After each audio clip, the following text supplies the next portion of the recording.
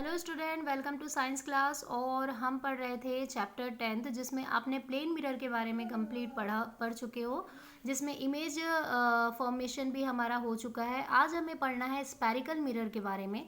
तो spherical mirror ऐसे mirror होते हैं जो स्पेरिकल ऑब्जेक्ट से बनते हैं।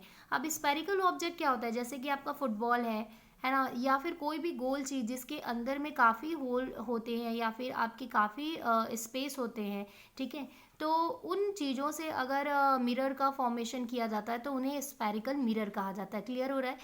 ऐसे मिरर जिनका फॉर्मेशन या जिनको स्पेरिकल ऑब्जेक्ट के में बनाया जाता है या स्पेरिकल ऑब्जेक्ट के थ्रू बनाया जाता है, तो उनको स्पेरिकल मिरर कहते हैं। यहाँ पे क्लियर हो रहा है?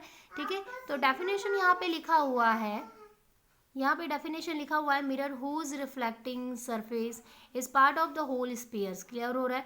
तो स्पेरिकल मिरर वो ऐसे मिरर हैं जो आपके स्पेरिकल ऑब्जेक्ट से मिलके बने हुए होते हैं। और इनके जो टाइप्स देखें तो हम हमको टू टाइप्स दिखाई देता है। एक होता है कॉनकेव और कॉन्वेक्स। केव का मतलब आपको मालूम है कि गुफा या फिर गहरी चीज के अंदर रिफ्लेक्शन होना, तो इसे हम नाम से ही समझ सकते हैं कि कॉनकेव कैसे मिरर होंगे और कॉन्वेक्स कैसे होंगे। फिलहाल इसको डायग्राम के थ्रू समझते हैं तो आप लोगों को और डेफिनेशन ईजी लगेगा। अगर बात करूं कि स्पेरिकल मिरर की, तो स्पेरिकल ऑब्जेक्ट कैसा होता है? ये ग्लास का कोई स्पेरिकल ऑब्जेक्ट है। ठीक है, इसके बीचों बीच आपको मालूम है कि ये जो पॉइंट है ये सेंटर पॉइंट है। ठीक है, अगर मैं इस मिरर का कोई भी पार्ट लूँ, कट करूँ, तो इसकी कटिंग मैं कहीं से भी कर सकती हूँ, या ये वाला मैंने पार्ट ले लिया। क्लियर हो रहा है? यहाँ पे अगर मैं ये पार्ट लेती हूँ इस तरीके से, ठीक है, तो अगर मैं इधर पॉलिश्ड करती हूँ, सपोज ये इस साइड में इस सरफेस पे मैंने इसे पॉलिश्ड किया, तो ये पॉलिश्ड है,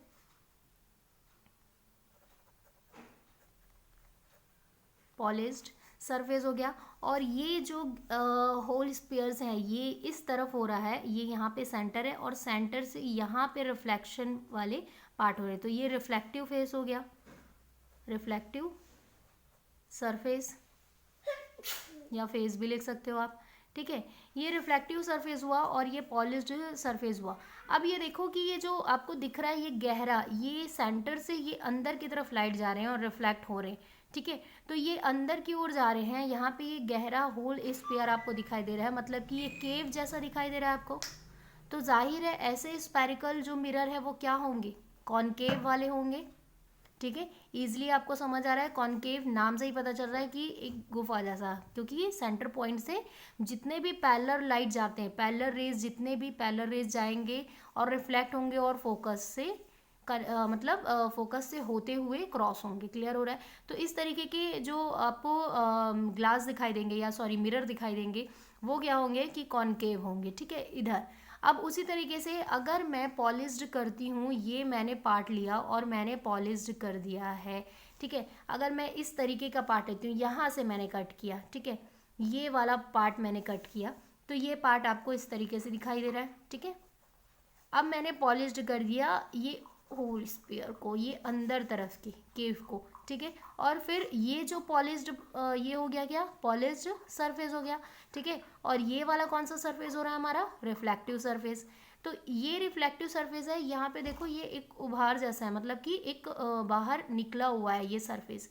तो ये जो रिफ्लेक्शन है, ठीक है, ये क्या होगा कि अपीयर टू मीट पे ही फोकस पे ये जाएगा, क्योंकि फोकस इसके इधर बनेगा ना, क्योंकि सेंटर यहाँ पे हो रही है। ठीक है, सॉरी, सेंटर यहाँ पे बन रही है, तो फोकस पॉइंट सेंटर और पोल, ये जो पोल है इनके बीच में होता है फोकस पॉइंट।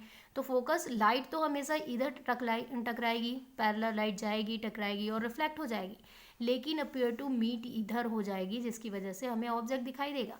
तो ये इस तरीके के जो मिरर होंगे जिसमें अंदर तरफ जो होल है वहाँ पर पॉलिश्ड होगा और ये सरफेस रिफ्लेक्टिव सरफेस होंगी, तो उनको हम कहते हैं कॉन्वेक्स मिरर।